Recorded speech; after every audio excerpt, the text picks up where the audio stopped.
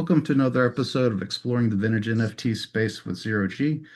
Today, I'm really excited to have with me Adam Krellenstein, one of the original developers of Counterparty, one of the longest running and oldest tokenization systems in all of crypto. So, thanks for joining me today, Adam. Yeah, thanks for having me. It's great to be here. Yeah, yeah. Well, before we jump into, I mean, you've got a diverse background. Before we jump into Counterparty and Bitcoin and all that stuff, why don't you tell me how you found out about Bitcoin, and then what was the motivation or what prompted you to actually make that leap to make your first purchase? Yeah, it was way back when. I think it was 2009 or 2010, and I was on Slashdot, if you remember Yeah, yeah, Slashdot. that's where I first heard about it too. Yeah, yeah. Yeah, there was a post there, and I was curious, and I remember reading the comments, and someone made, whatever, there was something about, how it works, and maybe even there was a link to the white paper, which I'd skimmed, and someone made the comment that there was no way it could work because it was deflationary. And so everyone would be strongly incentivized to hold onto their Bitcoin and not spend it. Therefore, it couldn't work as digital money. Therefore, it was doomed. And I remember reading that and thinking, that sounds true. I was in college. I didn't know better. And, and also, Bitcoin isn't really deflationary yet. Hmm. And I ignored it. And I said, oh, okay, interesting idea, but that's not going to work. And then I didn't rediscover it for another couple of years. I think it was 2011 when I sort of got into it. And I started following it. And I put a little bit of money into Bitcoin. I was really interested in the technology. I thought it was very different from other software. But I was also interested in economically. Like I thought digital gold was a very cool idea, and I thought that it was a good hedge, to sort of like have this brain wallet. I think that they were called that at the time. That I could just sort of, theoretically put some money in and keep, and then cross arbitrary borders with, and no one could stop me or even know that I had it. I thought that was pretty cool. And I like the idea of this, an international uh, non-fiat currency. So I was just excited by the whole thing. I thought it was brilliant. And I started following this space, and yeah, eventually I got into the, what was then called the Bitcoin 2.0 space in 2013. Interesting. Yeah, I was also fascinated, and I still think that's one of the really compelling features for crypto and Bitcoin versus gold is, in a true personal emergency situation, whatever that looks like. Good luck trying to get through an airport with a couple rolls of gold eagles, right? I Yeah, mean, that's just not going to happen. exactly. No, no, exactly. Yeah, it's pretty powerful. Digital gold.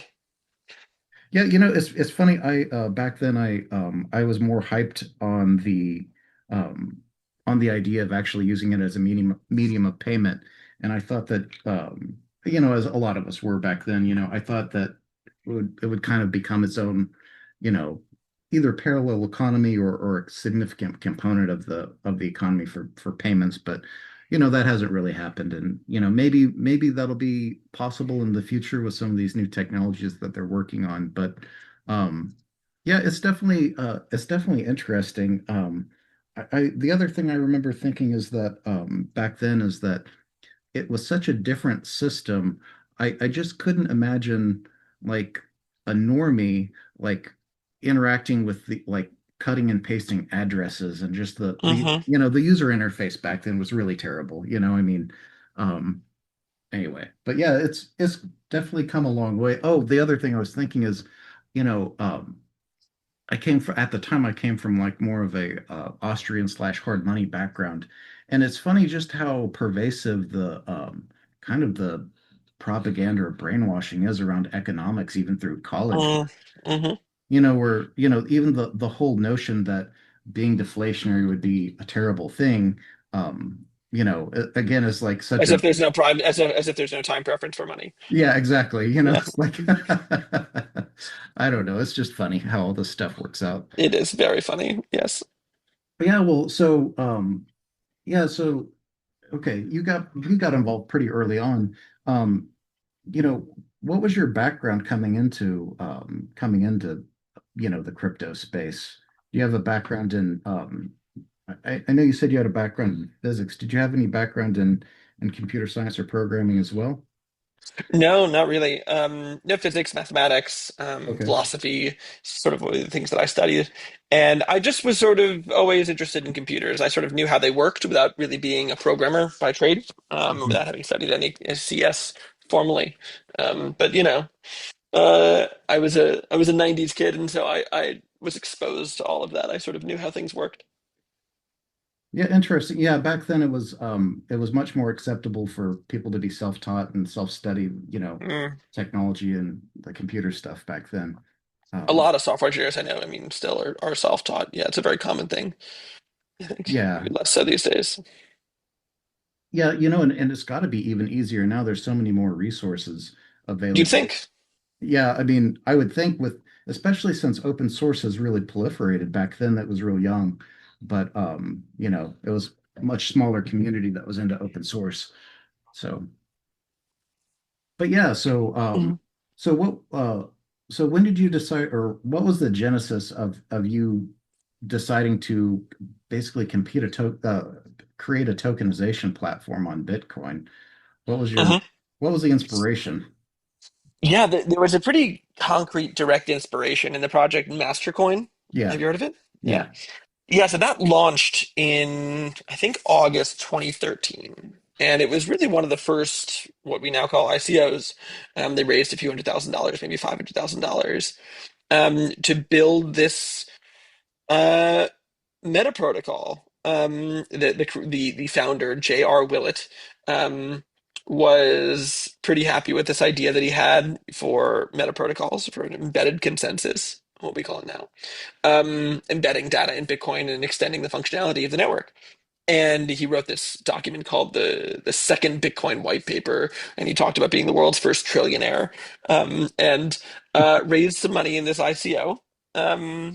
And back then it was an illegal securities offering, and I bought into some of it because I was excited by the idea. And then he and the people he was working with totally dropped the ball. They didn't do anything. They just sort of sat around 6 months later, so, 5, 6 months passed, and they hadn't built anything except for like a couple of like tiny incompatible scripting tools for like sending Mastercoin around. They sort of issued the token, they Okay. could send Mastercoin around. That's it. But And not very useful. no, not that useful. And I was hitting them up on Bitcoin Talk where all the action happened in those days, and I was like, hey guys, why don't you do this? Hey guys, like, can you please build something? You're sitting around, you've got all this like process and bureaucracy. They were like talking about how to allocate the funds, and months were going by and they weren't doing anything, and so I said, screw it, I'm going to just do it myself. um and I did. I sat down, I think it was November maybe 2013, and then I just sort of wrote an indexer. I wrote Counterparty, um, Counterparty Lib, now Counterparty Core, and on day one, I mean, it had a lot of functionality. It had token issuance, it had a DEX, a full limit order book on chain. It had, I think it had betting and oracles, prediction markets. It had contracts for difference. It had all this sort of like DeFi functionality. We called peer-to-peer finance Because on day one. Yeah, because initially the my understanding is that the main I read the original Bitcoin Talk announcement and all that. I mean, yeah, really the idea back then is that this was mainly going to be used for finance, right? Like, yes. yeah, like being able to it's funny because there's that whole the saying like being early is the same as being wrong, but Yeah, yeah, it's like, just 100%. yeah, it's Yeah. just like just now in the last few years, I've seen a couple of exchanges, and I think they're even planning to launch it even, I think, on Solana, some tokenized stocks to where you can trade real world assets directly on the blockchain, right? Which is again the whole idea of what you're, trying to do in part, right, with Counterparty. Yeah, we weren't. I don't think we were fully committed to like real world assets that were tokenized. I think that we were Uh-huh. also open to digitally native things. Okay. But NFTs didn't exist, and so there was no um, native digital art or digital, assets to really trade. Yeah. And I think that that's actually probably the biggest way in which we were early. Like we were just early, too early. We built all this functionality and there weren't any digital assets with which to use it, right? And Yeah. obviously, whatever banks were not ready to stick their securities on chain. There's still just, There's no there's still, there's no legal framework for any exactly. corporation It to was way, way, participate way too either. early. Yeah. Um, yeah, I mean, yeah, they're just slow. So really, what happened is we built a bunch of DeFi, and then in 2015, 2016 onward, people built the digital assets, right? The art, Yeah. the tokens, the whatever. And then people had stuff to buy and sell and trade. Yeah. Stable coins. Yeah, and that was one of the things I wanted to like go into a little bit more detail though. So initially you and a few other people launched Counterparty. Like I know that you guys stepped away roughly a year later. What was the like what were you expecting, or what was the how did you think it was going to go early on? Did you think that Mm. basically there were going to be enough users onboarded to kind of bootstrap this and like make a full-time living out of it, or what was the idea at the time? It wasn't that well planned. It was more, I mean, I was 25, 24, 25 years old. Yeah. And it was just an opportunity. It was just, I think, I can build this thing. And I didn't know where it was going to go. I'd never had a real job before. And uh, it didn't take long to build, Um, it was a month or two. And then we launched, and then people started using it. And we didn't really know where to go. We were like pleasantly surprised by the adoption. People started getting excited about it. But after a year of, full-time 24/7 maintaining this network, dealing with demanding users, when number go up, blah, blah, blah, blah, blah. And people weren't even like, they weren't even using the features that we had built. Like they were sort of demanding a lot of stuff like a DEX and whatever, and then they didn't use it. And it was frustrating to just work for free, more than full time, nonstop. And Yes. right as one can imagine, without any resources, I mean, no money, right? Like I put my own money into the burn. Um, I was going to bring that up is yeah, that the way this kind of the genesis of Counterparty worked is uh, people burned Bitcoin in order to get the native token for Counterparty XCP, and from everything I've seen, there was no allocation to the team. Like you guys didn't get none. anything Yeah, out of this. definitely not. Yeah, yeah, no, it was fully, fully, fully decentralized. And so we had no resources. We had no, yeah, no, there was no pre-mine of any kind. Um, I I mean, I didn't like the idea at the time. But I also wasn't sure that it was legal to do a pre-mine, Yeah. or a token sale. Um, but no, we wanted to sort of follow in Satoshi's vision, right? Like Satoshi's Mhm. example, right? We wanted things to be fair and decentralized, and I still think that Counterparty is one of the most decentralized projects out there. Yeah, I mean, I think one of the things that is remarkable, and one of the things that sets it apart from some of those early efforts is that it does have a history of continuous use Hmm. all the way back to the Genesis, which is really remarkable. And again, it's where some of the most significant projects in NFTs live, right? With Rare Pepe Yeah, and Spells of Genesis and Bitcoin, and even to this day, we have newer projects, kind of continuation projects like Fake Rares that live on sure. Counterparty. Yeah, that most of that happened after I stopped being involved in development, after I left the Yeah, yeah, project. yeah. But what happened is we sort of like I sort of built like I was working on the back end and Robbie was working on the front end and like in Counter Wallet really. Hmm. And I did the protocol. And then at some point after, whatever, 9 months or a year, I sort of thought, no, I think the protocol's done. Like I built all this stuff and now it's going to take years for people to, actually even start using it. And so I, didn't want to there wasn't really a lot to do. And I sort of wanted to move on with life. And Uh, Okay. and I sort of handed it off to the community. That ended up being a decision with mixed consequences.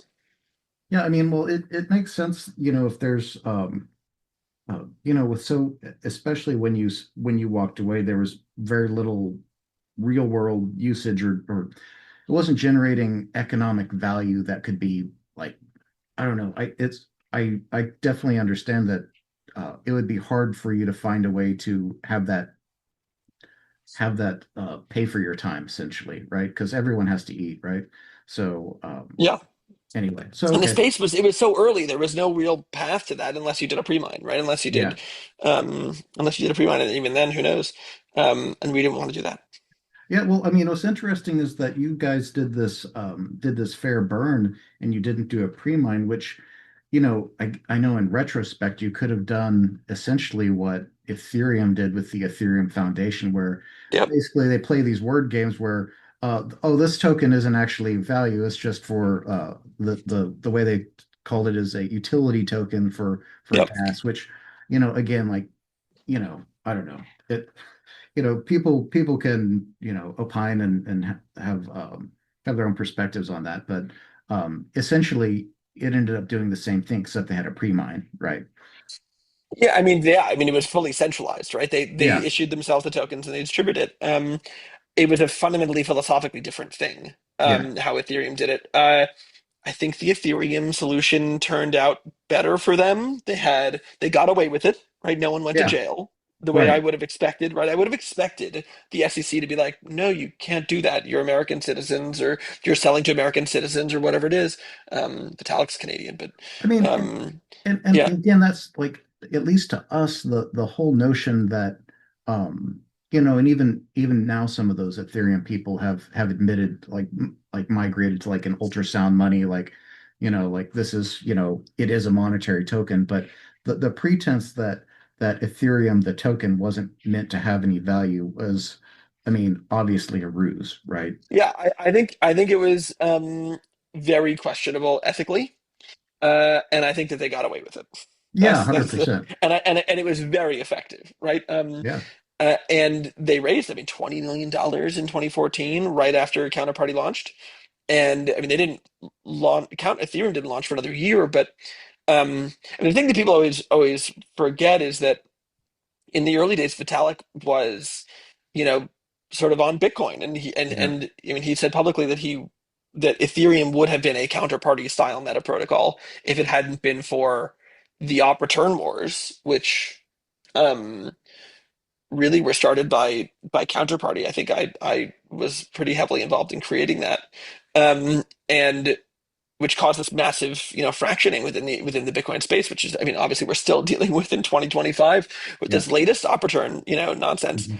And so Ethereum had this option of doing a Bitcoin style thing. It had an option of doing a burn. It had an option of being a very different kind of project. And I think that Joe Lubin really had a very important and effective role in steering the project to become as big and successful as it was by managing it and taking that risk of doing the token offering and incorporating in Switzerland and creating consensus and doing all these kinds of things. I mean, it really is a remarkable, you know, for for all the, for all the downsides, it is remarkable that they pulled it off and it's been as successful as it has been. So, you Yeah, know, the SEC was definitely resting on their laurels, right? They were asleep at the wheel, as far it, as I'm concerned. one of my greatest regrets in crypto is I do remember seeing when they were launching the ICO for Ethereum, and I didn't pull the trigger on buying in. I was like, oh my Mhm. God, it's so bad. I got some, but I sold all of it so early when they after the DAO hack, and Mhm. then after the DAO hack, that was the biggest thing. When Vitalik said, "Hey, dear all miners, please roll back the ledger." I know I said smart contracts are the code is law. JK LOL. Yeah, Don't yeah, I do know, that. right? Um, just sort of like cheat and. everyone was like, okay, and I should have understood that was a very effective, a long-term effective strategy. Decentralization is much harder, right, than Mhm. centralization. Um, and I was really pissed at the product. I thought it was being pretty scammy, and then they had this I think it was called a consensus bomb or something like that, like a hash bomb, where they were going to Yeah, the yeah, hash uh-huh. Yeah, the difficulty was going to increase uh-huh. exponentially if they didn't switch to proof of stake or something like that in Yeah, 2016 or something like that, and 2017. And I was like, there's no way they're going to do that. And then they started pushing it back, and I said, there's no way people are going to stand for such obvious cheating. yeah. And everyone totally was had thrilled that they would, just push it back arbitrarily.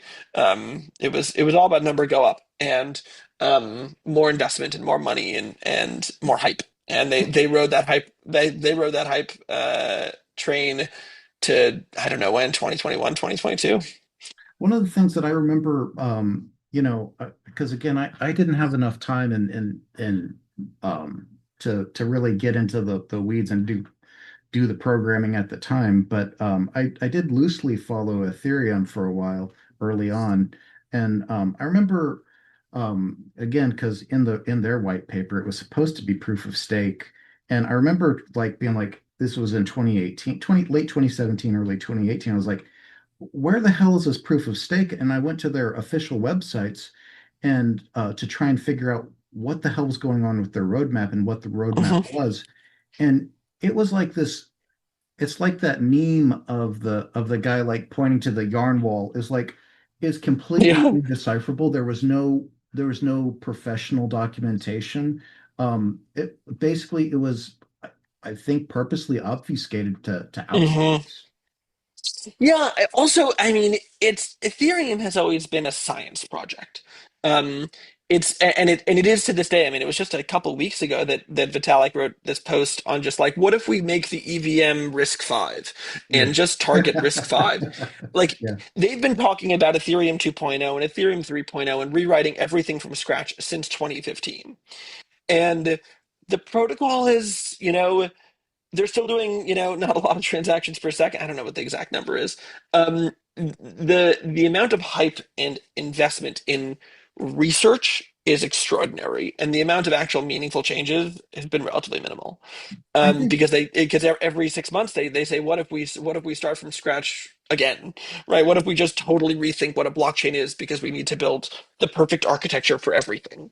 well, Um, I think there's another aspect to it that is I like even more insidious in a way, right? Like it doesn't have to be, I don't know, I don't want to be like blow it up for more than it is, but essentially you've had a tremendous amount of brain drain and conflict of interest in the Ethereum space because why would someone choose to do like really great work and write features for Ethereum and scale Ethereum's L1 when like what as we saw tons of people like were able to get filthy rich by creating these L2s yeah, that basically steal the transaction volume and the fees and again it was an yeah.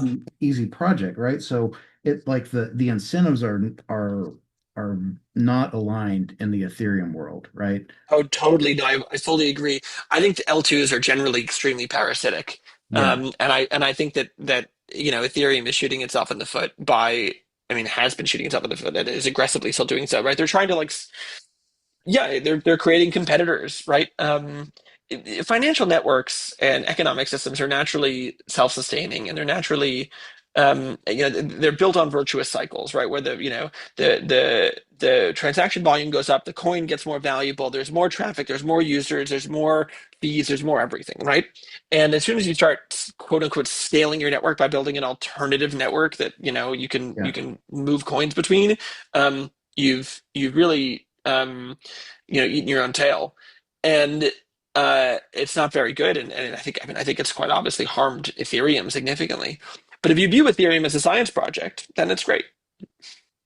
Yeah, it's been Well, interesting. That I think that's one thing I was watching from the sidelines over the last few years that like I definitely saw Solana taking more of a lead and has grown a lot in terms of usage because you know the end user experience is terrible on Ethereum, where there's all of these different this segregated the your execution environments across all these different chains where you have to do bridging, and it's it's not it's not an elegant experience. People just want to use the L1 and just know that it's going to work, right?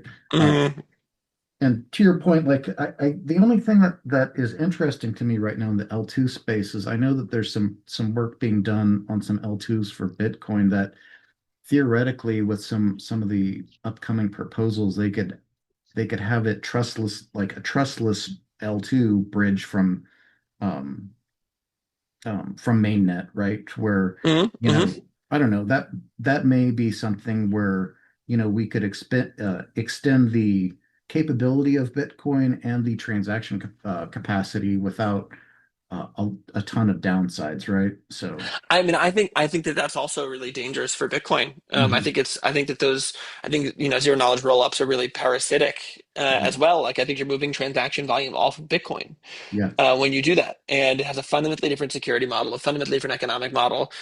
I'm against them. I think that they're bad for Bitcoin.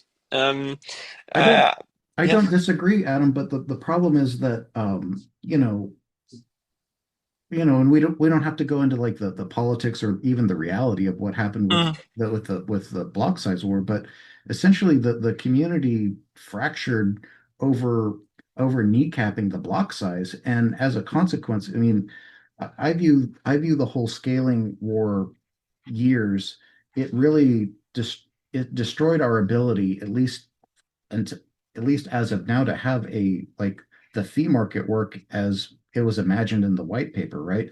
Like, we had all of the early companies that onboarded and were offering Bitcoin payments for users like Steam and Microsoft and Dell.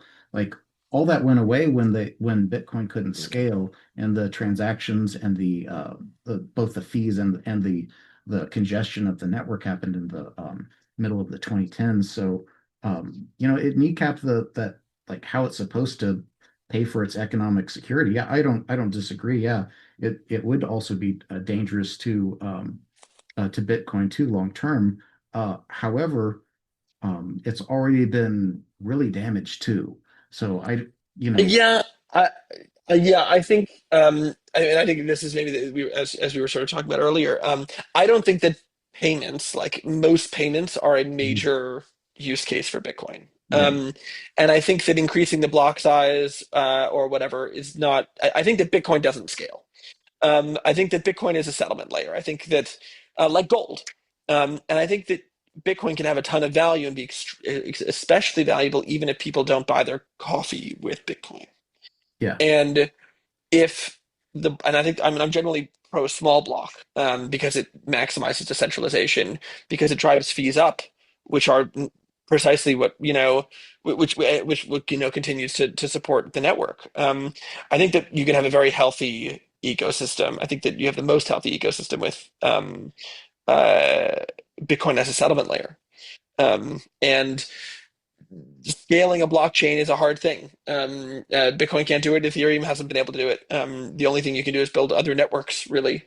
Um, or you can cheat consensus wise, like Solana does. Like yeah, Solana cheats, and so they do a yeah. million transactions per second, and that's great. Maybe Solana will take down Visa. I'm skeptical. Um, yeah, I think yeah, that's what I One think. of the things I think it just occurred to me in the last year, though, is that uh, you know, I we've had the rise of what are called lottery miners, right? Which are these like cheap, low wattage, low hash power devices, but that are very affordable that basically anyone can run. And I think it's a really interesting idea. I don't know how practical that is, and I don't know how this would work long term, but the to me that like if fees continue to or don't continue to grow sufficiently to replace the block reward, I could definitely see a future or a possibility of a future where um, there's enough people that get lottery miners, just as I would rather spend $50 on a lottery miner than like playing the scratch offs, right? I've Mhm. I've got one on my network that, of course it hasn't found a block, obviously. I'm solo mining, but but I don't know. I just think it's an Hmm. interesting concept that, you know, may help contribute hash power and secure the network in a way that doesn't like, you wouldn't traditionally think of, right? I hadn't heard of that idea. That's very cute. Like the yeah. I think it's cute. I think Yeah. it's possible. I think that um yeah, mining, has a lot of economies of scale, right? You're talking about these massive Yeah. warehouses full of miners and lots of power consumption. You want to be right next to a hydro dam. That's all good. I think that we're in a pretty reasonable position, all things considered. The world is pretty centralized, and Bitcoin's one of the most decentralized things out there. So I'm not too worried about it at this point. Yeah, well, yeah, so I guess segueing back to I guess the history here. So Hmm. when you guys decided to basically go back to your lives and do other things and handed Counterparty back to be community run, what have you been doing in the interim? Yeah. Well, so after Counterparty, Evan and I spent maybe 4 years or so working in the permission blockchain space, like building blockchain related blockchain Like architected federated? software. Okay. Yeah, federated. Yeah, yeah, like using traditional Byzantine fault tolerant consensus algorithms to try and get financial institutions, in the United States to fix their back office infrastructure by building something that's truly decentralized, albeit not permissionless. Hmm. Um, and that was a big, interesting challenge. I left in 2019, and I sort of took a break from software for a while. I wrote a book on the philosophy of nature, philosophy of physics. Um, I worked as an engineer on a research submersible for a little while. Oh, no way. Um, yeah, yeah, and had a couple other hardware projects of various kinds before rejoining Counterparty in the beginning of last year. Okay, interesting.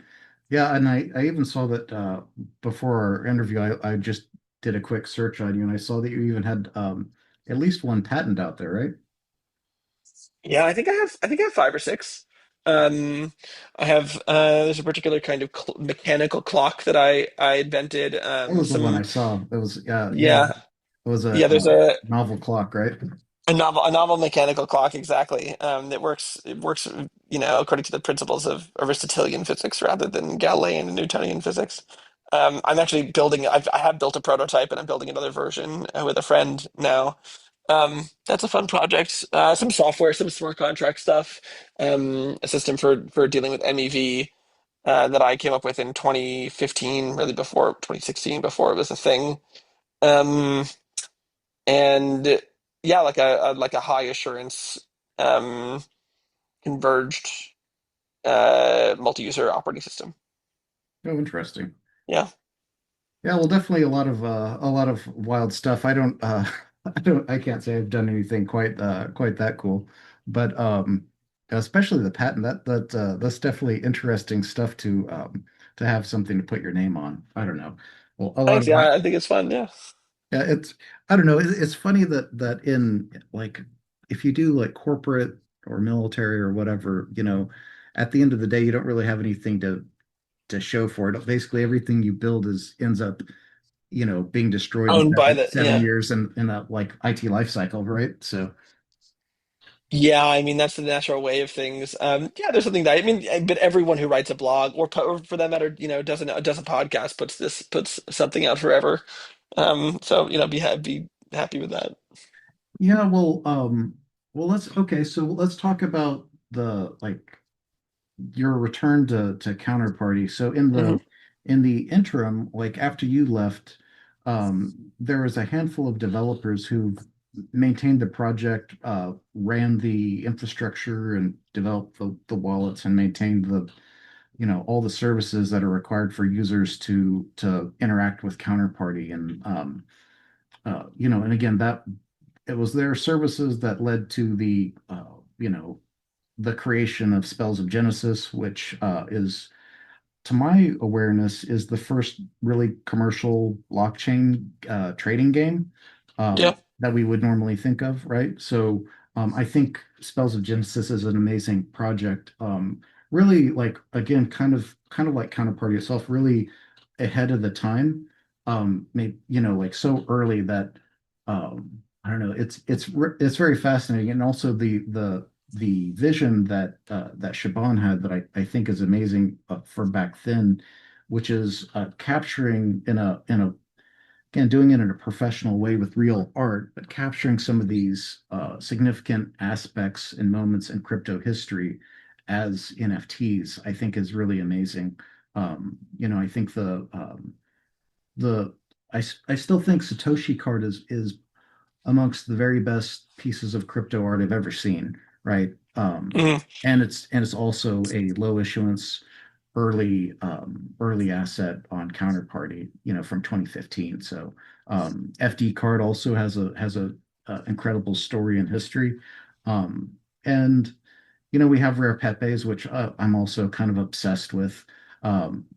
So that's such a great, amazing project that so many people contributed to. That's one of the things Mhm. where Mhm. I think it really marks a milestone in the entire history of crypto art is that, people came together and there was a decentralized community for this and a decentralized directory where anyone could submit art and have their own, there's some stuff that was like, hand drawn that kids did all the way to really professional, mind-blowing, really really amazing work that people were able to create, submit, and own and trade however they wanted to. So very very significant project as well in my mind. Um, Yeah, very much. Yeah. and so we still have new projects continuing with like I said, fake rares, and there's like Dank directory. There's a bunch of other projects. So I know JDog was and John Villar had been doing a lot of the development and maintenance work for Counterparty in the last few years before John died. And would you like to tell me how it ended up being that you came back to Counterparty? Yeah, I mean, it was really John more than JDog. John has made hundreds and hundreds of commits to the Counterparty repo and to the protocol. JDog has made 50 or so. Um, and like the last major improvement to Counterparty, like the last major feature was dispensers, which was by John. And the story like is that there wasn't, when I left, there wasn't really a structure set up. There wasn't a proper nonprofit. There wasn't a governance structure. And so it became a bit messy, sort of the ownership and the governance of the code base and, running it, managing and developing it. And it became pretty dysfunctional. I mean, over the course of the 8 years, that from 2015 to, beginning of 2024, like very little development was done overall. I mean, there were a couple of like extensions to existing features, like issuance resets or like dispensers was the big one. Sub assets, which are not, super heavily used. Multi-send. There were these like little things, but they were all extensions to the existing stuff, and the code was generally not very well maintained. It was not tested. There were no checkpoints being added. It sort of broke a lot, and it became harder and harder to run nodes. And development was sort of mired in this bureaucratic CIP process, this like counterparty improvement proposal process, which is modeled, of course, after Bitcoin improvement proposals. The idea is that someone would post an idea, and then there was a process by which, for protocol improvement, and then people would sort of debate and discuss and suggest how to improve counterparty before someone actually went and implemented it. And this is, of course, a nice idea, but it was very badly managed and was extremely bureaucratic relative to, the size of the changes that were being discussed. There were, I don't know how many, a couple dozen CIPs created, and I think only two of them ever were accepted, and those were both like informational or had something to do with like the counterparty improvement proposal process itself, rather than like actually being a change to the protocol.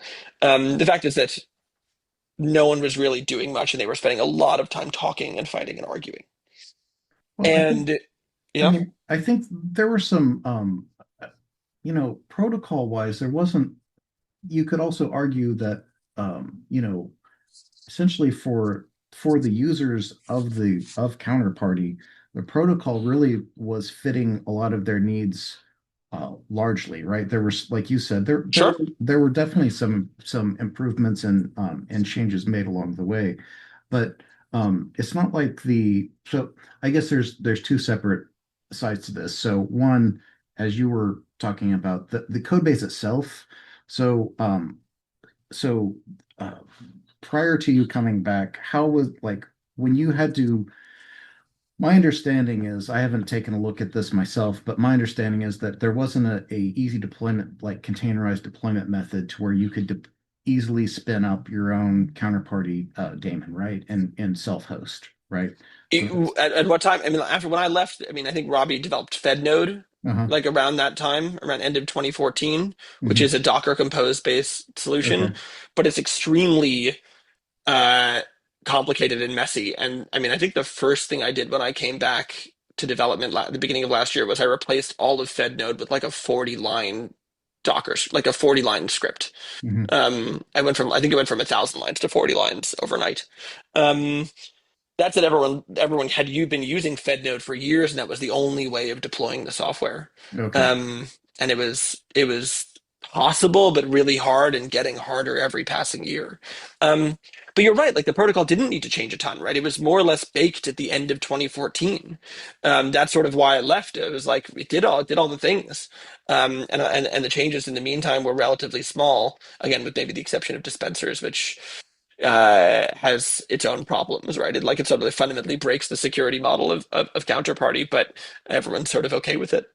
Um, Yeah, I mean, it was kind of, I definitely, there's definitely trade-offs with dispensers. One, it enabled people, to easily buy and sell assets, counterparty assets for Bitcoin, where, it's kind of a pain, at least with the oh, sure, but 100%. Yeah. before atomic swaps, there wasn't really a good way to do that with like utilizing the DEX. The last time I did try and use the DEX for Bitcoin buys and sells, and I couldn't get it to work. But Yeah. even if you can, it's not a good process in the sense that, I think, is it the seller that they have to be online the entire time, and Yep. I don't know, it's not an elegant process, right? So No, no, no, I totally agree. No, I think they're very, very useful. Don't get me mhm. wrong. The reason that they exist is that it's not because we didn't know how to do it in 2014, but because it's insecure. It's like Yeah. fundamentally trusted and centralized. And the reason that it was even more important than it otherwise would have been is that there was no centralized exchange support for Counterparty. And the reason that there was no centralized exchange support for Counterparty was that it was almost impossible to run the software, right? Like exchanges aren't going to run FedNode. Um, and there was no like support for taproot addresses the past 3 years. These kinds of things. It was sort of very hard to maintain a significant centralized exchange support for Counterparty, and so acquiring Counterparty assets and XCP were very difficult, and dispensers made it easy. It was a very clear trade-off with lots of benefits, and now of course it's become like an integral part of how Counterparty works. Yeah, for sure.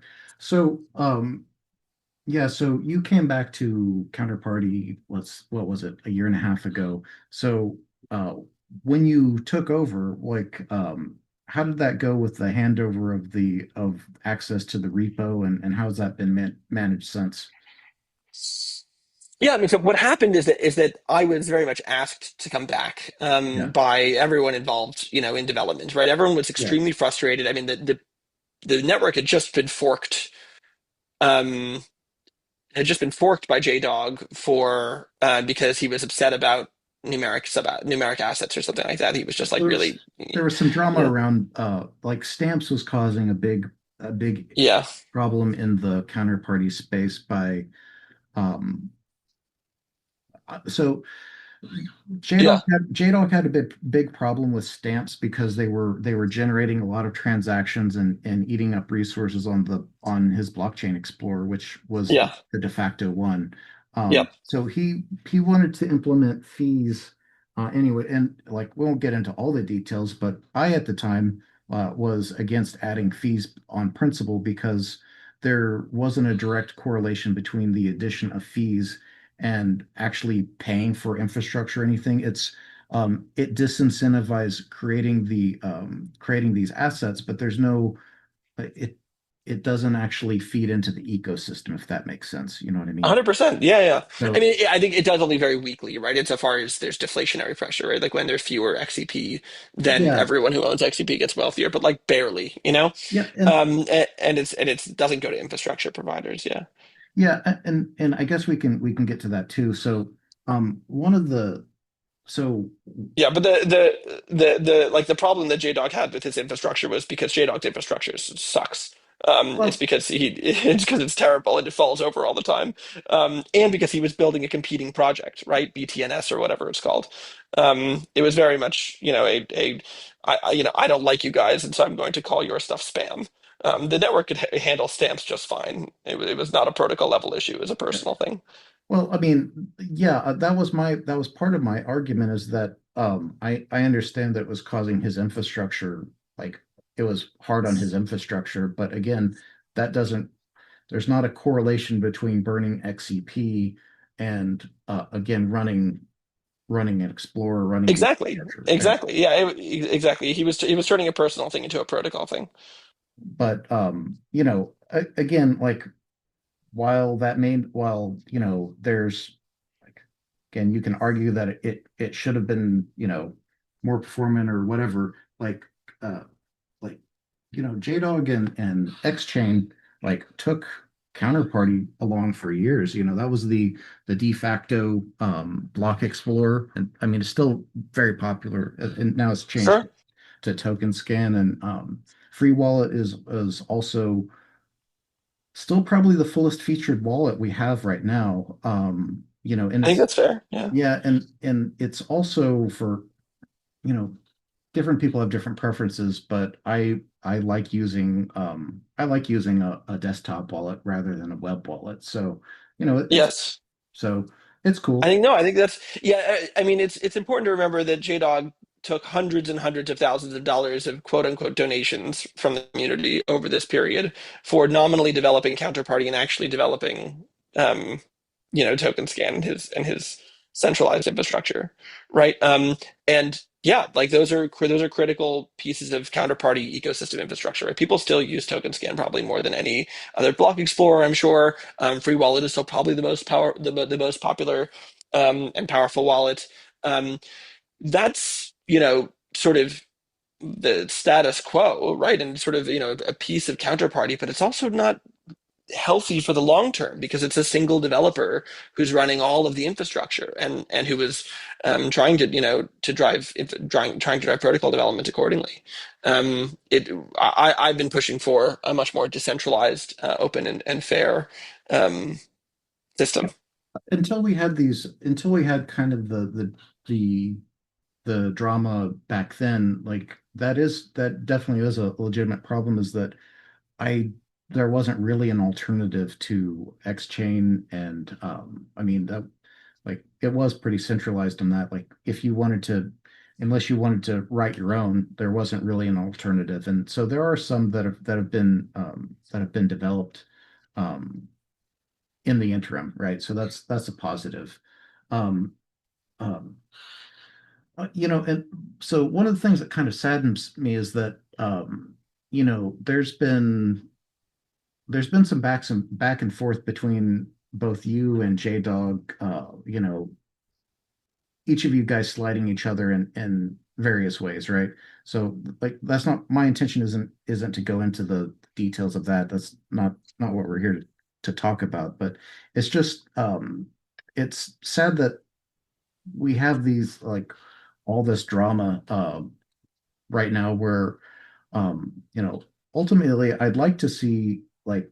I'd like to see everyone get to a point where we can have communication and respect for everyone, and the come together and have a like a mutually beneficial outcome, right? So, Yeah, I don't interact with JDog directly anymore. I found it to be not productive. I'm also very much in favor of reducing the drama, eliminating all of the drama in the space. I find it very yeah, it's very sad to have when um these kinds of personalities are involved and this kind of personal drama is involved. well, I mean, so Yeah. I mean, part of it is that it some of this gets murky. So, like we were getting back to incentives before. So how are you incentivized now going forward with counter? It was earlier. So is like there's a lot of mystery and everything, and I'm not quite clear either. Is so going forward, how are you and I know there's a like there's a company or whatnot that you've Hmm. created or a part of. How are the incentives aligned for you to maintain and go forward with Counterparty for the future? Yeah, it's a good question. I mean, I think that there's theoretically a conflict of interest. Like I could be pushing counterparty in the, protocol in the direction of, helping like my company's products. Like that's theoretically a possibility. Yeah, Um, the thing people complain about is actually the opposite, is that the two are too decoupled, right? So, for instance, people like everyone was very, very excited about the development of atomic swaps as a feature, right? They're like, wow, this is great, a trustless way of trading counterparty tokens in Bitcoin. Isn't that wonderful? And what we did was we released the feature without any front end support, right? Like there's a wallet, Horizon Wallet, which we developed, which is free and open source actually, and then a marketplace, which is commercial product. And we didn't have any support for this feature in when the counterparty protocol change went active. In fact, there were two other marketplaces that had atomic swaps implemented in the front end when Counterparty activated, like before Horizon did, which is a product of my company. Um, so and then people got really upset that we hadn't coordinated the development of our wallet marketplace with the protocol, which is precisely the kind of centralization that everyone's worried about, right? Um, so there's theoretically a concern, but it's actually the opposite that's the case where we're not coupling the protocol development to marketplace, whatever the market or the product of the company. We're just building products on top of Counterparty, like the Horizon stuff, completely independently, which I think is should be evidence that we're keeping a Chinese wall between the two efforts. And yeah, I mean protocol changes don't get through without community involvement, right? Without community review, without community input. These are like yeah, this it's very much a open, transparent process for what changes in the protocol. yeah. I mean, it's there's definitely been some concerns and issues with how some of these changes have been made since you've come back. I know the first big release, there were a lot of issues initially. I know that I Oh think yeah, there were a bunch of bugs. Yeah, yeah, yeah. there were So a bunch of bugs. Yeah, yeah, so I think everyone can agree that that wasn't really baked and tested enough on time. So I know that correct. Yeah. that's definitely something that you've agreed and have been working on implementing more testing, automated testing, and I don't know if you're going to do additional manual testing in order to. Oh my God. Yeah. We went. So the thing is that a year and a half ago, there was zero testing for the Mhm, counterparty repo. There was, I mean, mhm, no tests were running. They were all failing.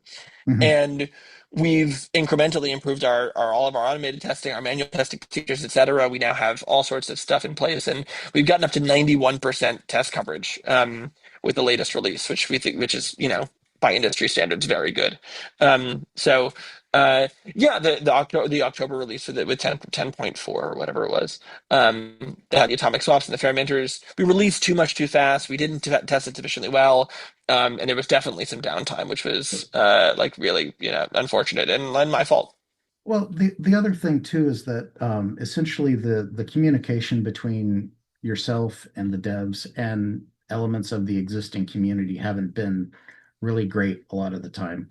So, Which devs? Which devs? uh, the the one that the at least the one that that was hanging out in the dev channel that I forget what handle he's going by now. It's like the Victor something or other. Vector Confetti is not a developer in Counterparty and never has been, and I don't know why people claim that they are. Um, so yeah, they're just a person. well, I've had issues with him in the past, but also, you know, just trying to contribute to the discussion in the counterparty development telegram. It wasn't him that muted me, but someone else muted me for having these discussions Mm. around fees, right? So, I guess the other uh, uh, well, so some of these discussions did take place on GitHub regarding, again, the concern for not like deprecating dispensers um, before we had the atomic swaps working, for Yeah, example. that was never actually that's a lot of there was a lot of FUD around that. Like there was never a discussion of deprecating dispensers until any ever, like until any particular, milestone. J-Dog was screaming about how I wanted to kill dispensers. The fact is that I personally have spent probably 100 times more hours in the past year fixing and maintaining dispensers than he ever did.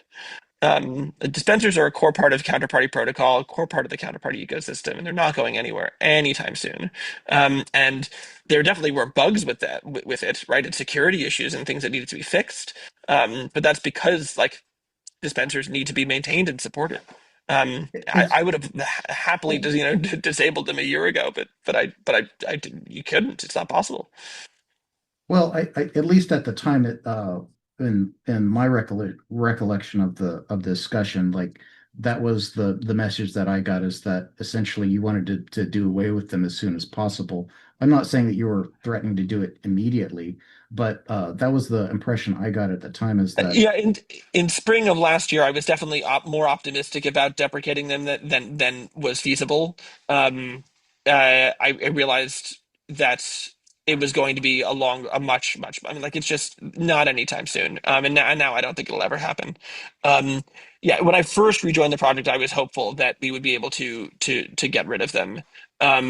But that was a year and a half ago, and after 6 months of development and seeing the details of the implementation for atomic swaps and the trade-offs there, and how the community feels about dispensers, like there's no way of doing that anytime soon.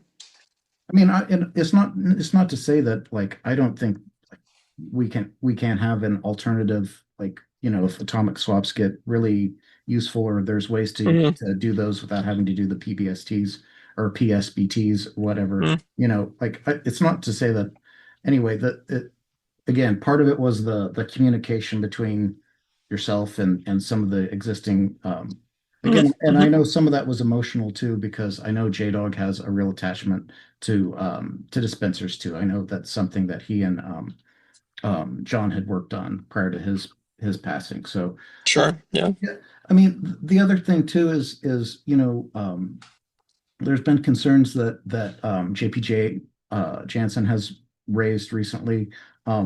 And so one of the, like, for example, one of the issues that came forward is like the encoding, like making an encoding change would Hmm. break existing infrastructure. Like it's I would just say that there needs to be a like some better communication and a better focus on backwards compatibility. Just because, you know, we, like, for example, Spells of Genesis is a business that Shaban runs, and like this is his baby. Like if there's any changes Hmm. that are going to break his infrastructure, you know, like he needs to know way ahead of time. If I don't know, it's I'm not saying it's all doom and gloom. It's just that I definitely see some room for improvement uh for communication between all of the different, you know, I hate to use like corporate terms like stakeholders or whatever, but you know, Sure. Sure. yeah, is basically just have some better communication and alignment. But the other concern that I've No, had, I can't disagree with you there. I think better communication would be helpful. For my part, I would love it if, I mean, I could have been better. I could have communicated better around the change in the encoding scheme. I considered it to be very minor. And I understand that it is technically breaking backwards compatibility and creates a burden for Well, um, so for other users. Yeah. yeah, well, and I know that part of this is a part of this is a difference in perspective, right? Like you created this and you're focused on features and technology. But for on my part, like I don't really care about most L2s or blockchain projects. Sure. Like I only care about a few. And really the only reason that Counterparty matters to me is the legacy and the history and the assets that live in this ecosystem, Sure. right? Agreed. So you know, The I good thing think is that those aren't going anywhere. yeah, yeah, and I'm not intimating that they are. I mean, if the community really, I think it would take a lot more for there is the possibility of a community forking off if things got really acrimonious. But you know, like I mean, really, we've had two forks in the past year, right? yeah, yeah. I mean, Yeah. there have been forks. I like the recent one with the recent one that JDog created, the like that I really mean, isn't. it's not a real fork. Yeah, It's a publicity stunt. well, I looked it up and I think in the last, what was it, 60 days, there were like four transactions or Yeah, something. exactly. Yeah. It's not It's really, not real. No. yeah, it's not really used. So, but it's created a You could lot say of, that, yeah.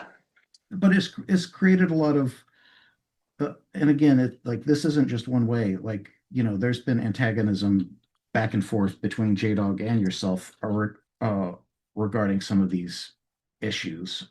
So I don't want to go into the like the details of that. I just know that there's some beef there that and I don't know if these personal issues are resolvable, right? Like not everyone can get along, but at least I would hope that um, we could have some greater collaboration and communication with people like, you know, I really respect JB Jansen and his input. You know, they caught the I know maybe not in a way that you would have preferred, but they did catch a pretty serious issue with the upcoming release for this next version. What is it? There was no.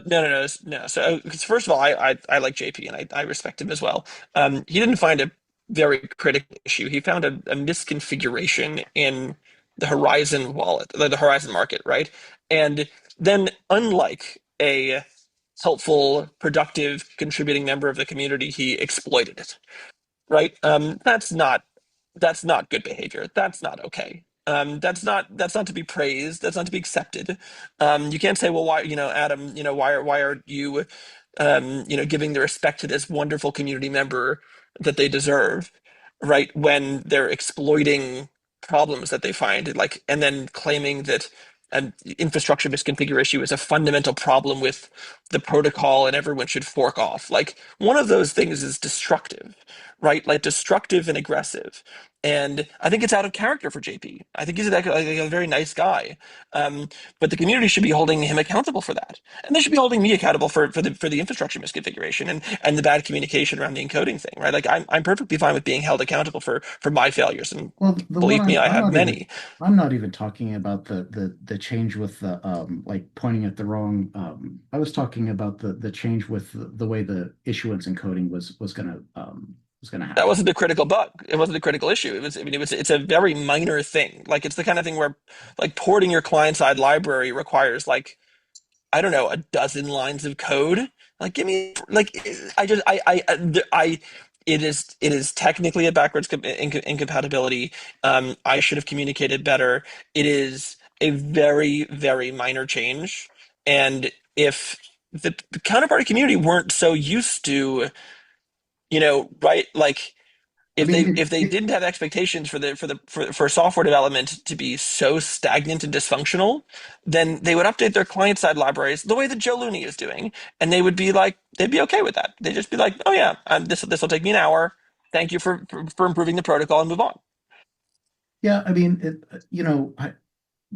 it's to your point. I guess it's fair you could say that Counterparty was largely ossified for several years. You know, I mean, again, the changes there was development, but you know, it was largely static. But I mean, if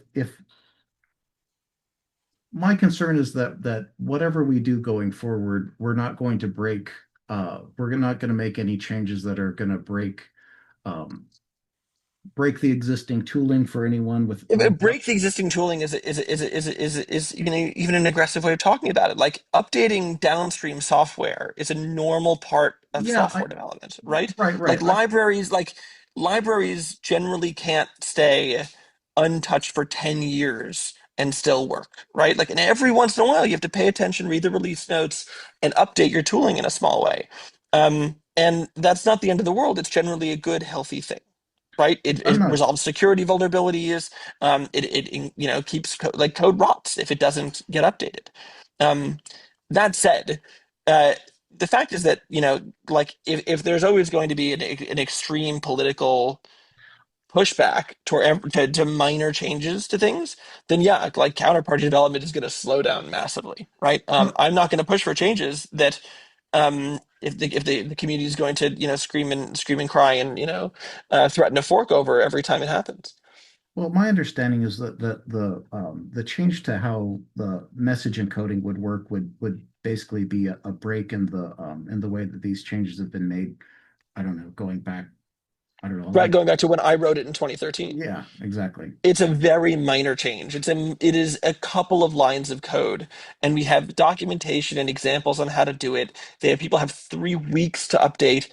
It's like such a minor thing in a protocol change, in a release that has, I don't know, 100,000 lines of code, just some ridiculous diff, right?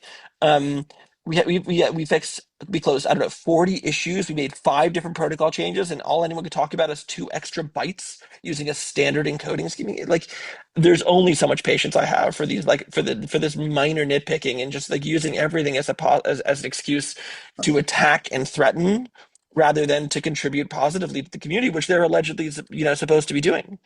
This is not how like productive members of the community act. If they first of all, they if they're members of the community and they use the tools and depend upon them, then they review GitHub issues, then they review pull requests, then they comment, right? And then they contribute instead of just demanding that everything happen, um, you know, perfectly instantaneously and in accordance with their tiniest whims, and any possible change to their software, even after many, many years, is just anathema.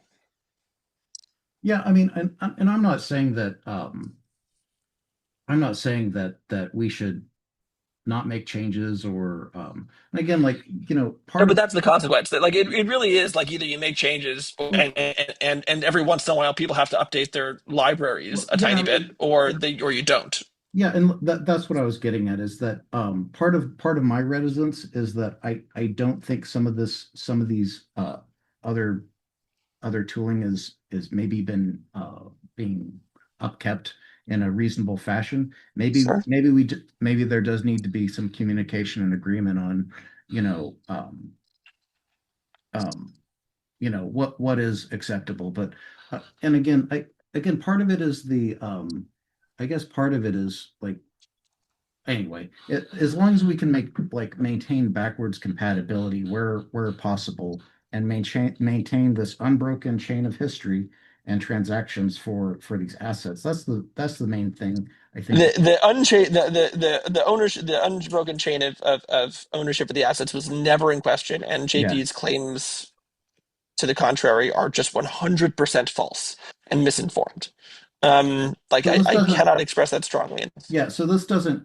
and JDogs for that matter. I mean, I'm sure So he this posted something doesn't. on GitHub. Yeah. This basically doesn't change the way that transactions would be hashed going backwards, right? No, I mean there was a Okay. change to how the hashing was done, but that's a consensus check. Like Got it. it's a sanity check rather. There was no balances that were ever changed. There was no asset ownership that was ever changed. JP misunderstood what was happening, Got and it. continues to misunderstand.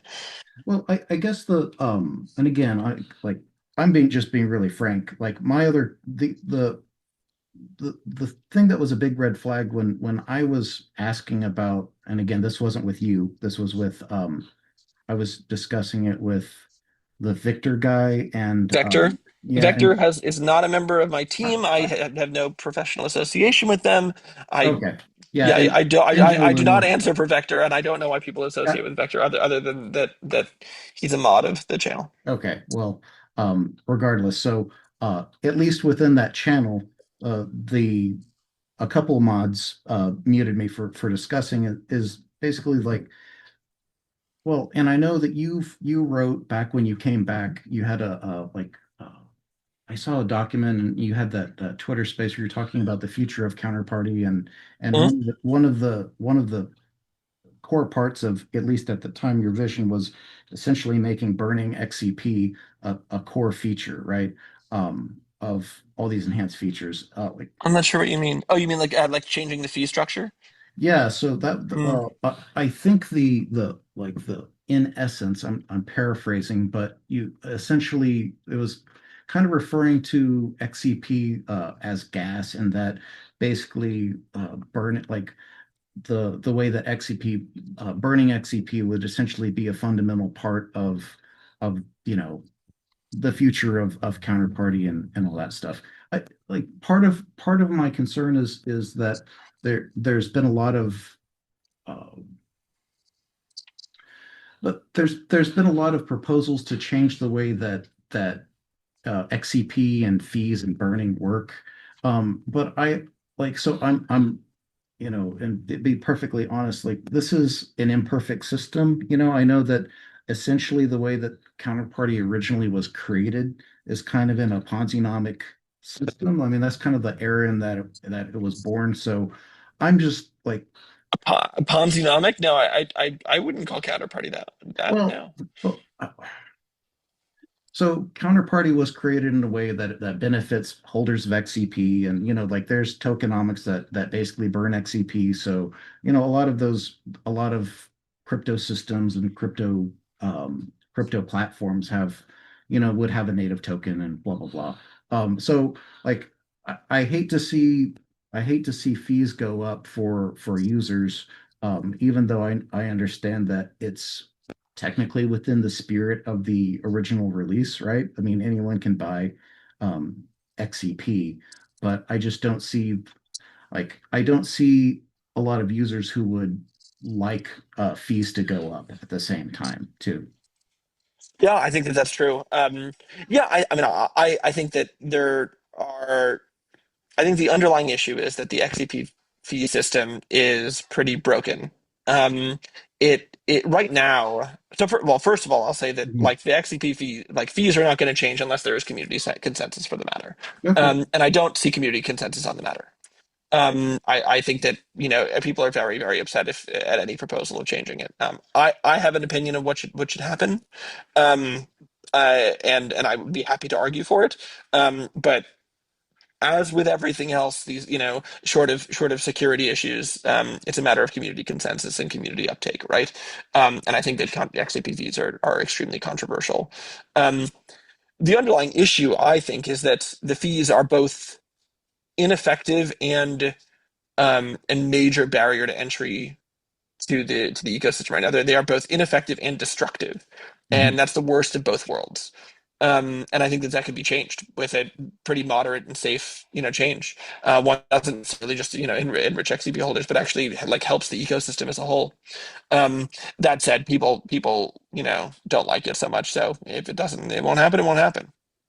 Yeah, and I think what you're getting at is that essentially, in order to do the functions that require XCP fees, like it's like people have to go out and buy XCP, which again, like it's go through like the most popular way is to either go through atomic swaps or dispensers and get Hmm. XCP, and it's multiple transactions in order to essentially you know pay for a fee on the network, essentially, right? Yeah, that's correct. Yeah. Yeah, yeah, it's a major barrier to entry, I think. And the fee is useless, right? Like the fee is a tiny fraction of the Bitcoin fee, or maybe it's a small fraction of the Bitcoin fee that's used for the transaction in the first place. Yeah, I think a fee system is an important part of a healthy cryptocurrency. And sorry, I should and blockchain platform. I think almost every healthy blockchain platform needs to have a healthy cryptocurrency with fees. And I think that the XCP system needs a lot of work. I think that I design it was built 11 years ago by me, and it has a lot of obvious flaws. And it hasn't been changed in 10 years, except ineffectively. That said, again, if the community doesn't want it, then it's not going to happen. Yeah, I mean, and again, I have to respect that I'm a latecomer to the platform and I'm not a big bag holder of XCP. However, you How know, dare you? How dare yeah, you not be I a know, big right? bag? So, but like XCP is a really cool token because it was burned from Bitcoin and everything. Like for me as a user, like I know this is probably controversial within the community. I would like to see the fees go away entirely. Just like you were saying, uh, I think that I think that there's a best of both worlds, which is you have yeah. the XCP fees be low until there's a lot of uptake, and then they go up, and that will balance the activity of the ecosystem, right? Then you Well, have a disincentive only when there's congestion, right? Like only then you have a proper market based system yeah. I mean, for for value transfer. I But see that, but that's my own perspective. Yeah, yeah, I mean, and I see that I see your point, but the problem that I see is that we like and it's one of the compromises of that counterparty has to live with is that as living on the L1, like subsequently we could also see Bitcoin fees spike at the same time too, right? That's yeah. But that's if that happened, then there would naturally be downward pressure on the number of on the number of counterparty transactions, and so you wouldn't have high fees. Like they work synergistically, not competitive. Not you wouldn't be piling on. If Bitcoin fees went up, then XCP fees would naturally go down. yeah, I mean it like worst case it would get punitive just from the Bitcoin fees alone. Exactly. Yeah. Exactly. Yeah. I mean, we saw like I think was it 2018 or back when the fees went crazy on Bitcoin, like counterparty transactions really went into the tank because it just wasn't like people can't trade rare pepes that That's are why like it's so important to bring the fees to zero now, right? Like the counterpart XCP fees should be zero at the moment because there's low transaction volume, and that's like that would be so helpful for the ecosystem. yeah, I wouldn't disagree. I anyway, the other thing that I thought was interesting is that you know, going back to, you know, going back to that whenever, we've had the scaling wars and everything, I never thought we would be here in 2025. Even a few years ago, I wouldn't have imagined where, we'd be able to transact on the Bitcoin L1 for like, a couple VSAT a byte.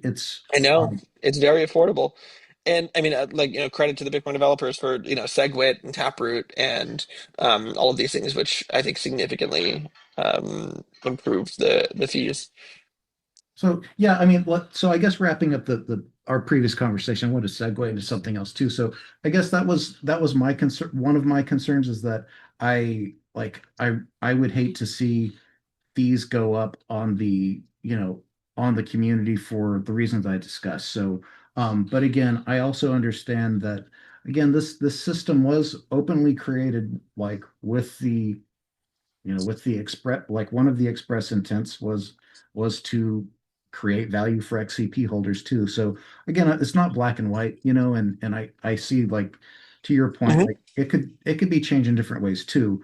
So and again, like it's nothing's perfect just because again, this goes back to 2014 and just how things were done back then. So but one thing I wanted to bring up with you too is so I know you guys have been making some, a lot of these changes I don't have any issue with. I think they're great, right? So, but one of the things that I see coming in the future is like BIP 360, which is very interesting. Are you familiar with that one?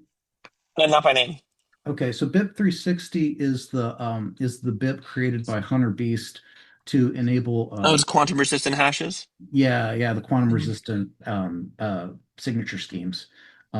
Yeah, so I personally that's it's been a topic I've been following for a long time, like this rise of quantum computing and the theoretical implications of that on Bitcoin. Like one of the things that I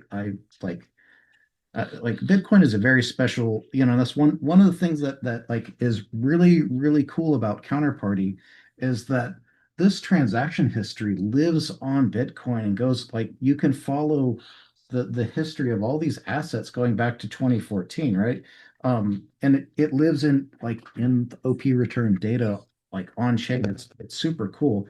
I view like the idea of losing Bitcoin as a network due to essentially hubris and not recognizing the threat that this advancing technology could pose on Bitcoin, I think would be a loss for humanity. So I'm really psyched that Hunter Beast has been working on that proposal. And again, it's not like it's like we were talking about before. It's not like it's perfect and it fixes everything. Like again, there's trade-offs with this. Like the signature scheme is larger, right? So it takes more data for these post-quantum signatures, so for transactions, right? So, however, I think that's a really positive thing.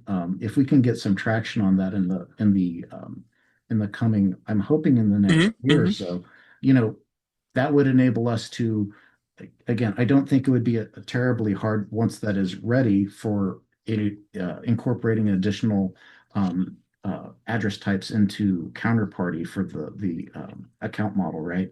For Sure. Yes. I mean, the only challenge would be to make sure that it doesn't piss off the community in the process, right? well, it's one of those things where, at least the way I look at and I don't know how you feel about the threat or the idea of the quantum computing poses, but I view it as existential and having the option uh, so what BIP 360 does is it's backwards compatible where it's optional for users like when it's deployed to start using these new signature schemes. So like people aren't forced to use to abandon these old signature schemes. Like Hmm. if you want to maintain if you want to maintain your balance, if this thing ever becomes an issue, you'd probably want to move while fees are low, right? But anyway, it's an interesting proposal. Sure. Yeah. I don't know. I'm not familiar with the details. I will look into it. It's for signatures, right? Like the hashes don't have to change, right? Yeah, exactly. It would be a new signature Yeah. scheme.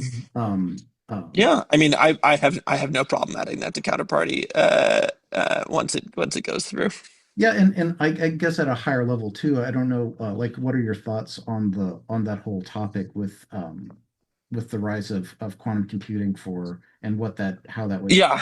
yeah. Um, so I'm not an expert. Okay. Let me preface it with that. I will say that my general impression is that quantum computing is very real and very important, and potentially a and potentially a very significant threat to, um, I mean, all public key cryptography, including Bitcoin.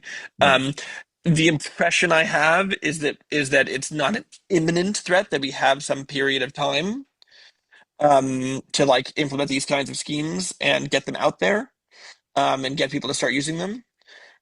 I'm not familiar with um, how mature the quantum resistant algorithms are.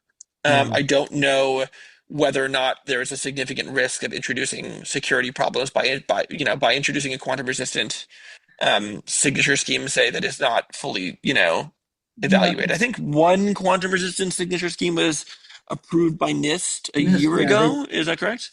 NIST, I think they've approved more than one, but I know that, Okay.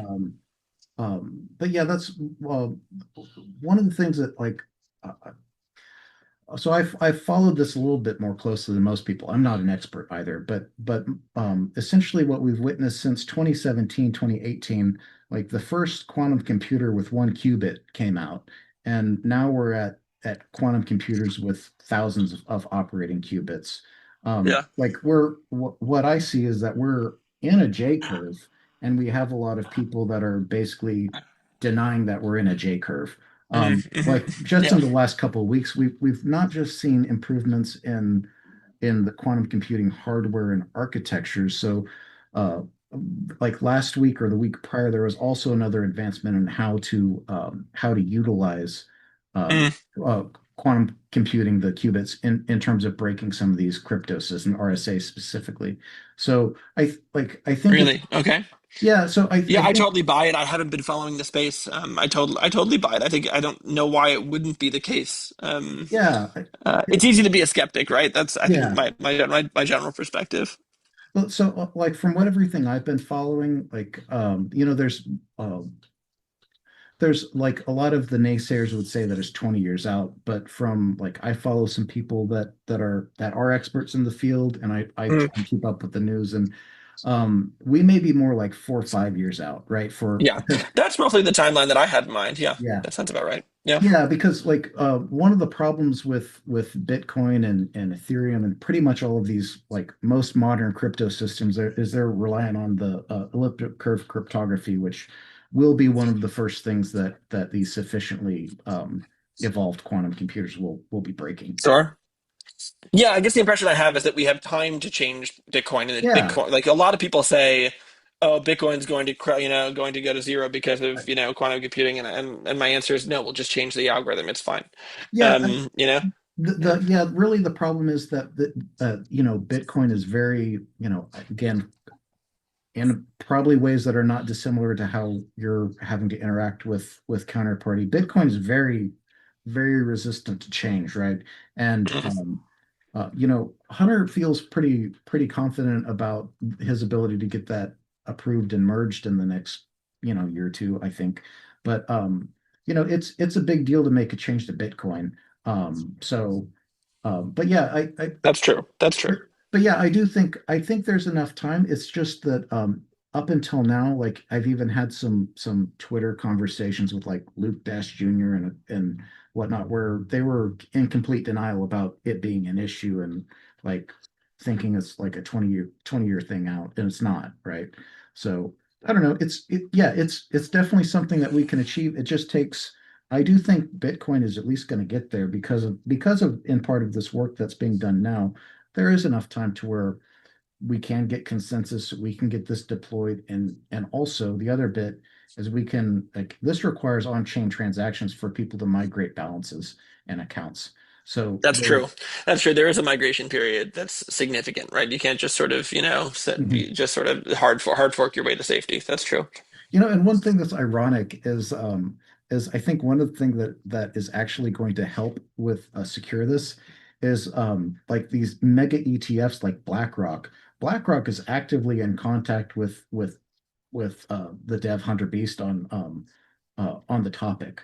So like these hedge funds and these major players that are custodying and are responsible for billions of dollars in Bitcoin, they have a vested interest in making sure that keeping track of the issue as well. So it's not doom and gloom. It's just something that I think is going to be one of the bigger changes in the foreseeable future. Mm, And it's kind of funny. I know I can't follow like the roadmaps for Ethereum, but I know that Vitalik tweeted that it's yeah. on one of their roadmaps for in the future is implementing post quantum resistant crypto. I don't know like when and all of that. I know that his essentially his interim break glass method would be disastrous. That he tweeted about be like I didn't see that. No, I didn't see that. so basically his idea would be that you said essentially um, after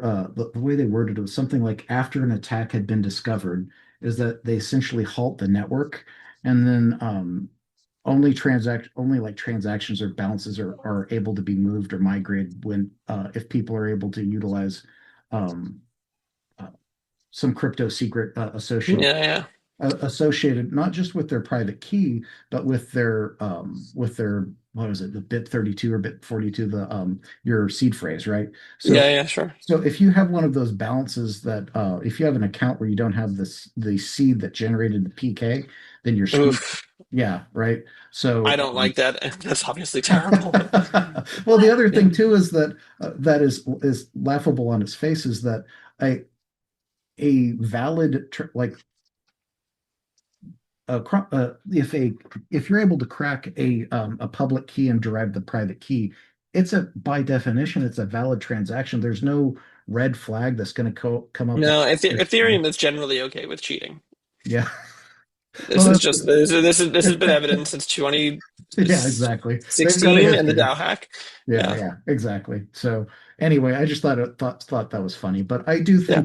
I do think with Bitcoin making some progress on that front, I think that Ethereum will be pressured um to also Yeah, I'm keep. glad to see that. Yeah. Yeah, and again, like I still like Ethereum. I would like to see it survive too. I think it's cool for what it's accomplished. It's I don't wish ill on those people like I do the like the hex guys. Sure, Jeez. sure.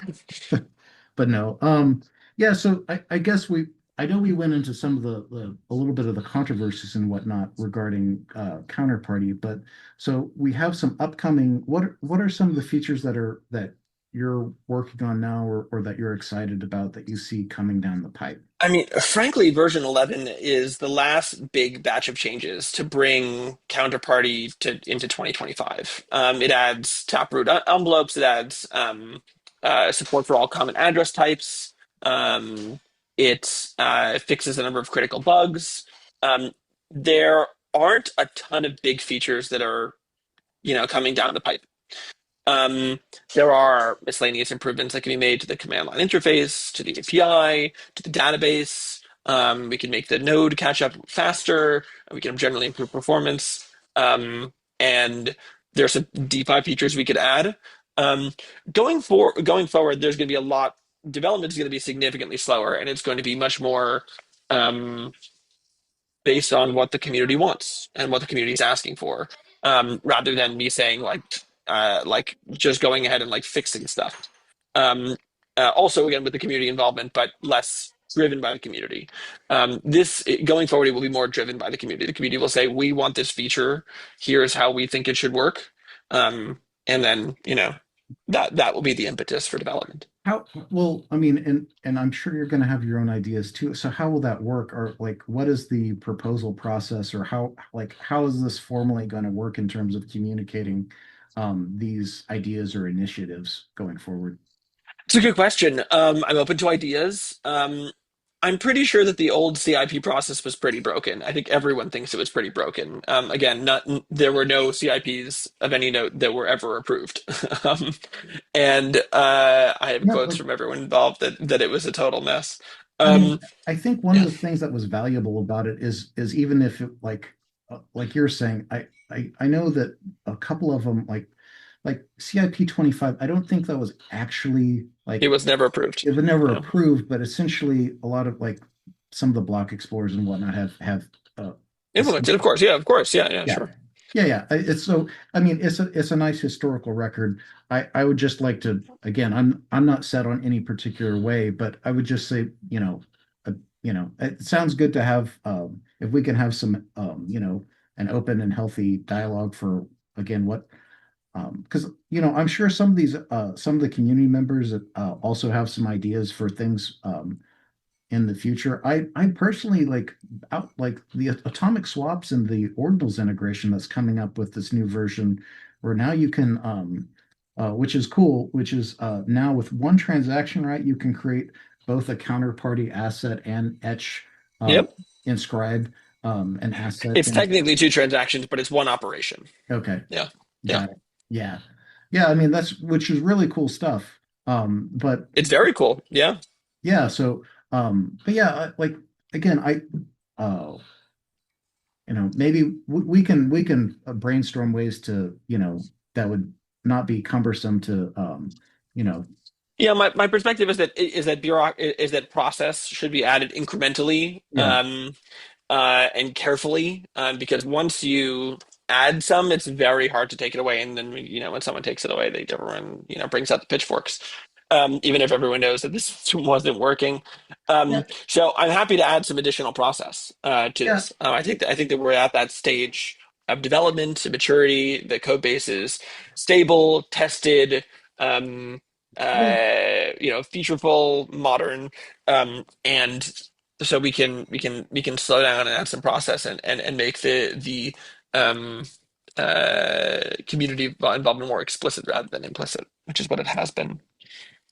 yeah, for sure. I mean, and to your point too, bureaucracy takes a life of its own. So I don't like I'm not asking for this to turn into like the BIP process where I gosh, there's like that was one of the things I had to defer to Hunter, because the last time I looked into how that process works years and years ago is like it's very arduous. It's not. Um, and Yeah, you look it, and to your point too, is like it's not just in crypto, but just in any system. Bureaucracy basically is self-sustaining and exactly. expands, right? And that's why when I came back, I said no more CIPs, for this sort of thing, right? Like I knew that the band-aid had to be ripped off, and or nothing would have gotten done over the past year and a half. It just wouldn't have happened. So I think one thing that might be, and maybe something that would be, uh, we could, some people could, maybe that's, well, we can talk about it offline, but, just kind of like, from your perspective too, like there's a lot of existing, um, pieces of infrastructure out there. What people running counterparty services and whatnot, things that they need to start paying attention to or updating or, I don't, you know what I mean? So Yeah. again, making this less fragile all around, right? No, I mean, right now or going forward, the biggest point of focus needs to be on infrastructure. It needs to be on Yeah. wallets, marketplaces, explorers, um, application level stuff. That's really the critical thing, and so that's also why um, protocol development shouldn't be the focus going forward. Um, I'm working on this sort of thing with Unspendable Labs and Horizon, um, and What again, the wallet is open source and free. Um, what are so your yeah. yeah, I mean, we can talk about that for a minute. Like what are your or to level you're comfortable with, what are the kind of like the plans or the goals for unspendable in terms of like I know you have the marketplace and I know there's at least the web wallet. Is there any are you guys planning on a native desktop or mobile wallet too? Yeah, definitely we are. It's taking it's lower on the priority list than I'd like because we have other things to do, Yeah. but it's happening. We're working on it. We Okay. will definitely have those things. Yeah, cool. I eventually, I know that's something that a lot of people in the community have really been asking for is as a new mobile wallet for sure. Like Hmm. the only mobile wallet right now for Counterparty, like mobile is the old version of Free Wallet, which doesn't even support like SegWit addresses and you know um that kind of stuff. So yeah, Yeah, crazy. having a new modern updated mobile wallet would be really killer. Having if we can also get a new updated, desktop wallet, that'd be cool too. Are you guys working on integration for those with hardware wallets as well? That's also on the roadmap. Okay. Yeah, 100%. These are all this is all table stakes, right? Yeah. For an ecosystem, as far as I'm You know, concerned. to your And point, like one of the things that I was amazed at when I got to Counterparty in 2021, 2022-ish is like I had been using hardware wallet for I don't know, almost 10 years. I was one of the users of the like early ledger with the green screen and everything. Um, and I yep, was I was really kind of amazed that it took until I think just 2 years ago for to get like um, native wallet support for hardware wallets. So yep. um, yeah, I think it's really important, and you know, we want to like allow people to maintain like to be as secure as possible when they're A hundred interacting. percent. No, Yeah, I couldn't agree more. And the fact that we've been working on other things should not indicate any other. Should not indicate otherwise. yeah, yeah. Um, yeah. Yeah, so that's cool that's definitely on your roadmap. Are you guys looking at both Trezor and Ledger, or what platforms are you looking at? I can't say that at the moment. Okay. Yeah, Anyway, well, I don't want to make any promises. But yeah, we're definitely looking at we're looking at both. okay, That's what I yeah, can that's say. cool. Yeah. I know that I'm more and more long term. I'm becoming more of a fan of Trezor personally, but That's what I personally have for whatever it's worth. okay, yeah, yeah. I just got one of those newer ones. I forget the model name for it, but it's that newer color touchscreen one that No, I haven't seen that. So they have one. So one of my big gripes with Trezor is they didn't have the hardware security module, like Mm, the secure element. So they yep. now have that. So that was the last big like downside for Trezor versus Ledger. And now that you have open source firmware, you have a secure element. Yeah, I think it's really cool. That's totally fair. Yeah. Um, I only have another couple minutes before I Okay, have to yeah, run, by the sure. way. Is there anything else? I know we've kind of bounced around a lot, and also I appreciate you being willing to talk about some of these things that are probably not comfortable. Is there anything else that you wanted to talk about, or anything else that you're excited about going forward?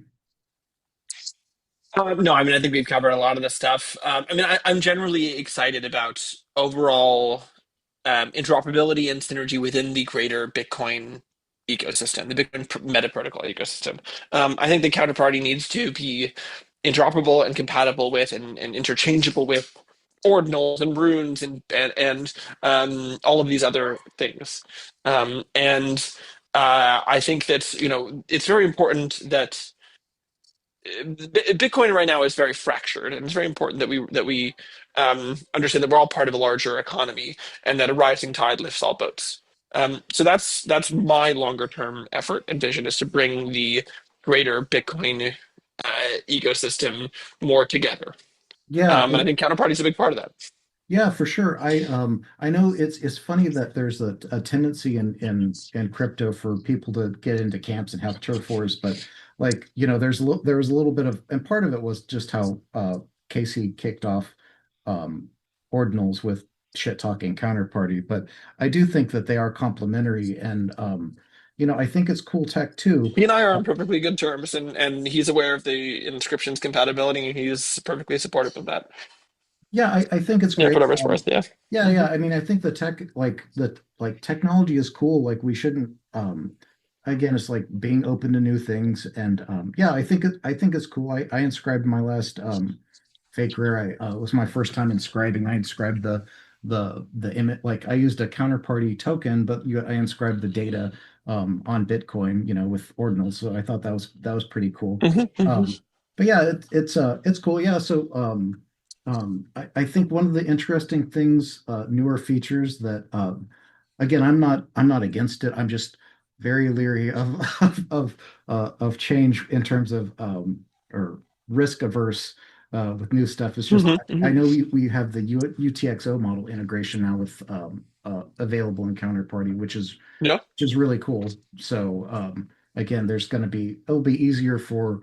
I mean, I was just thinking while we were talking, like I'm sure we'll get to the point where someone's going to like issue an asset that you can bridge between or migrate between Counterparty and runes, and you know Hmm.